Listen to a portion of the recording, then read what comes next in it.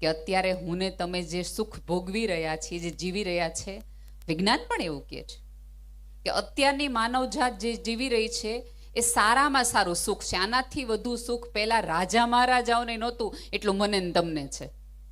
તમને જો, તમને અત્યારે ગરમી થાય તો તમે પંખો કરો, એસી કરો, 12, 43, 48, 45 ડિગ્રી હોય અને તમે તમારા ઘરના રૂમનું તાપમાન 26 રાખી શકો. એ તમારા હાથની વાત છે.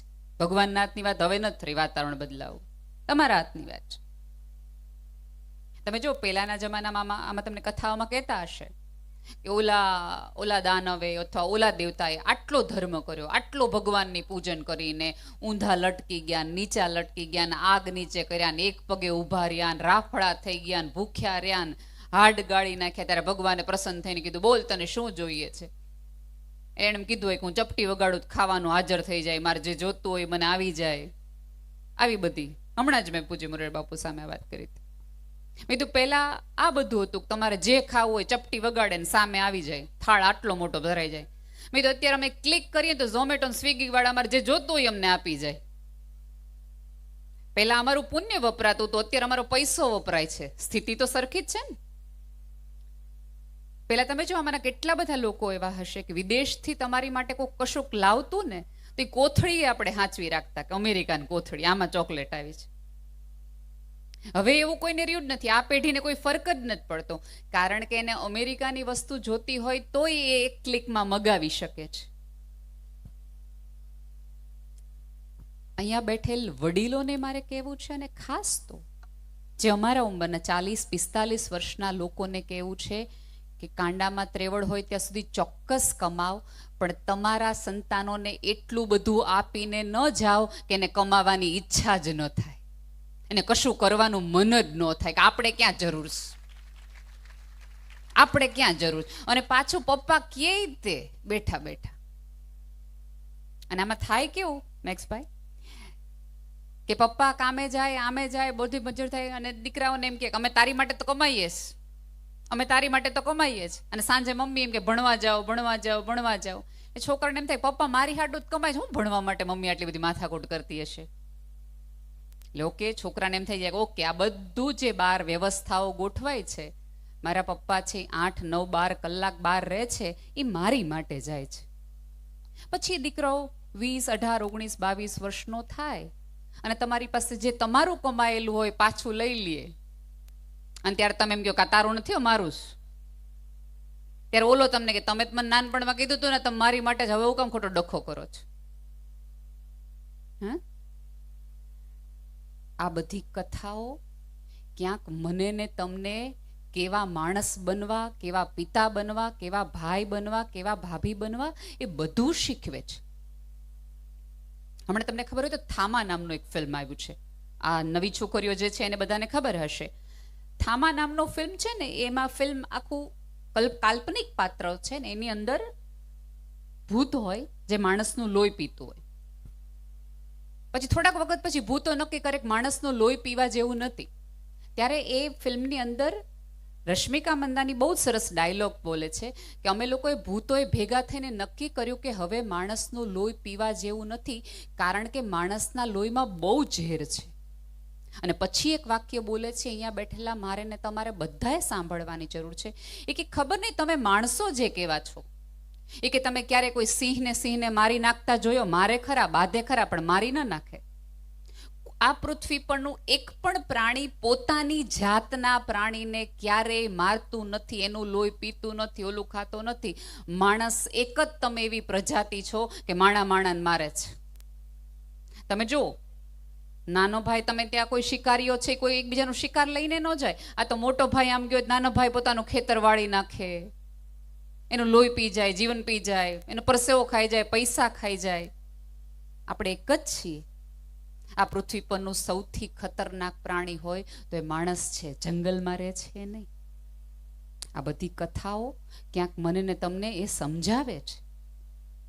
એક વખત 2 સિંહો હતા, 2 ભાઈઓ હતા. સરસ બેનું ચાલતું તો કંઈ બહુ વાંધો નહોતો, સરસ મજાની રીતે.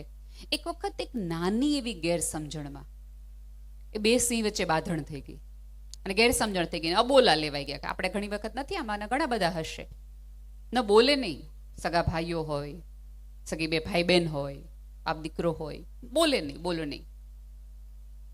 મનમાં હોય નાનું રાય જેવું વસ્તુ અણબનાવ, બોલે નહીં. બે સિંહો વાત ન કરે. પછી એક વખત એવું થયું કે એક જંગલી કૂતરાના ટોળાએ એ નાના ભાઈના બચ્ચાઓ પર પ્રહાર કરવાનું શરૂ કર્યું. એટલે જે અબોલા હતા એ ભાઈ આવી અને ઓલાને યુદ્ધ કર્યું અને ઓલા શિકારી કૂતરાઓને જતા કરે, જવા દીધા.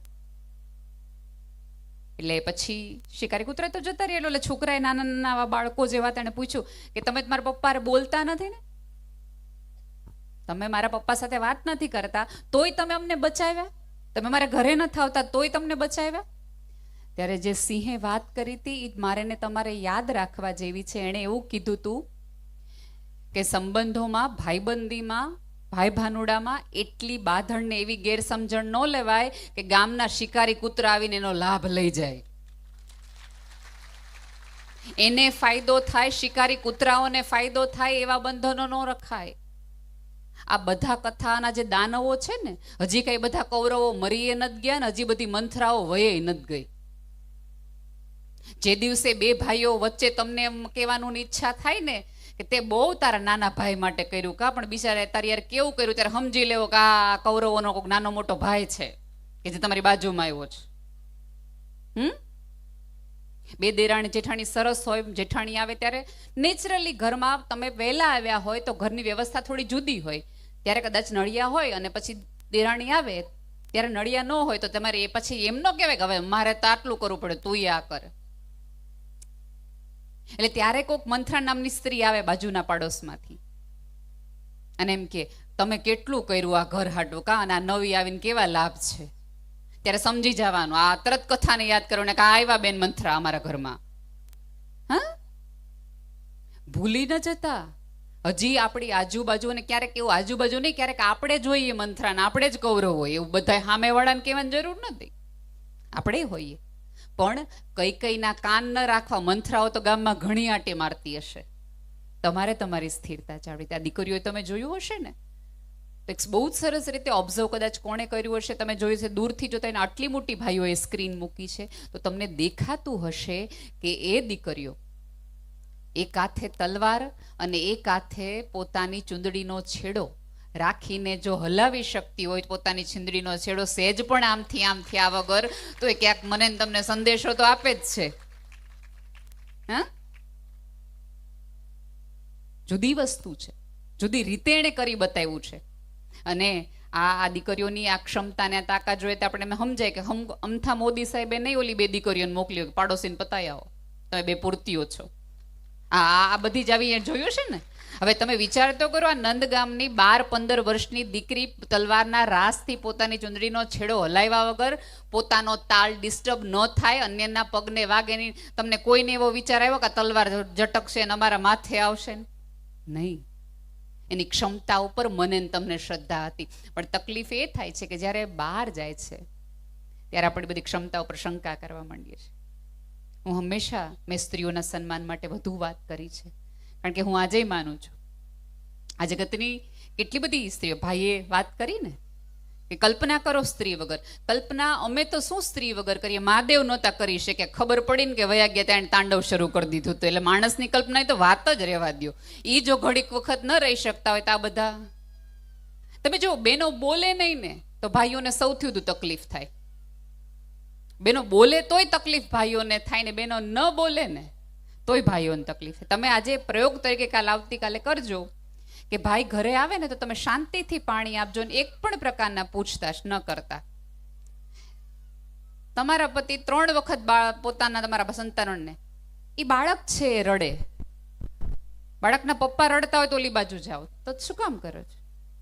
એની માટે આ કામનું નથી. આ બાજુ ધ્યાન રાખો. તો વાત હું એ કરતી હતી કે તમે નહીં બોલો ને જે દિવસે ઘરે જઈને, તે દિવસે એ 3 વખત ઘૂમ રૂમમાં આમથી આમ આટા મારી આવશે અને દીકરાને સંતાનને પૂછે કેમ કઈ થયું તાર મમ્મી બોલતા કેમ નથી? તરત એ મૂંઝવણ. કારણ કે હજી સુધી પુરુષ છે ને એ જગતમાં બધું સહન કરી શકે, પણ સ્ત્રીનું મૌન સહન કરી શકે એટલો શક્તિશાળી હજી પુરુષ નથી થયો. અને મૂંઝારો થવા માંડે કે આ બોલતી કેમ નથી? કારણ કે એના બોલ ન બોલે તો ધરતીકંપ આવી જ જાય.